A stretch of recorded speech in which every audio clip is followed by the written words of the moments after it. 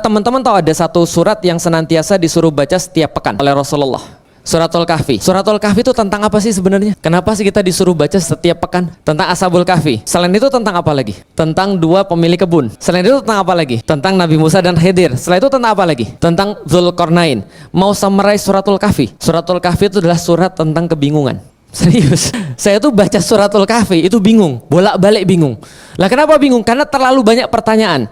Bahkan Allah sendiri highlight tuh pertanyaan-pertanyaan di dalam Suratul Kahfi. Berapa orang tuh di dalam sana? 4 orang 5 sama anjingnya, 5 orang 6 sama anjingnya, 7 orang 8 sama anjingnya, kan gitu kan ya. Lalu apa lagi Allah bilang? Berapa lama mereka di dalam sana? Ada yang bilang segini, ada yang bilang segitu. Allah bilang 300 plus 9 tahun dan seterusnya. Banyak sekali pertanyaan-pertanyaan. Dalam kisah 2 kebun, siapa pemilik 2 kebun? Kenapa dia bisa iri sama orang yang lain? Dalam kisah Musa dan Khidir, di mana mereka ketemu Majma' al-Bahrain? Dalam kisah Dzulqarnain, siapa itu Ya'juj dan Ma'juj? Di mana dia ditemukan? Di mana itu timur? Di mana itu barat? Di mana itu bagian tengah? Yang lebih utama lagi kisah Ashabul Kahfi, itu kisah orang bingung. Kenapa disuruh baca dan hafal 10 ayat yang pertama? Supaya kita itu terjaga daripada fitnah Dajjal, karena nanti Dajjal itu datang membawa kebingungan, kan gitu. Makanya doa orang-orang bingung itu diabadikan di dalam Suratul Kahfi. Rabbana atina min ladunka rahmah wa hayyi lana min amrina rasyada. Dan itu diulangi lagi nanti di kisah Musa dan Khidir. Musa juga akhirnya berkata apa? Fawajada abdan min ibadina atainahu rahmah min indina wa allamnahu min ladunna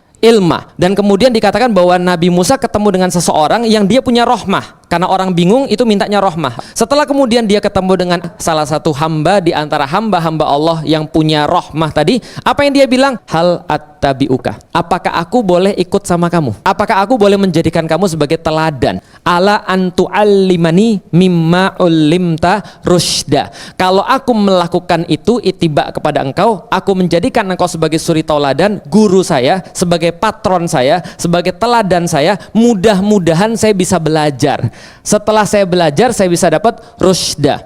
Lihat baik-baik, orang bingung mintanya pada Allah, Rabbana atina min ladunka rahmah wa hayyi lana min amrina rasyada. Dia minta rahmah dan dia minta rasyad. Dia minta kasih sayang Allah karena dia orang bingung. Yang kedua, dia minta bimbingan. Bimbingan itu bisa terjadi kalau orang itu apa? Kalau orang itu bisa ittiba kepada seseorang.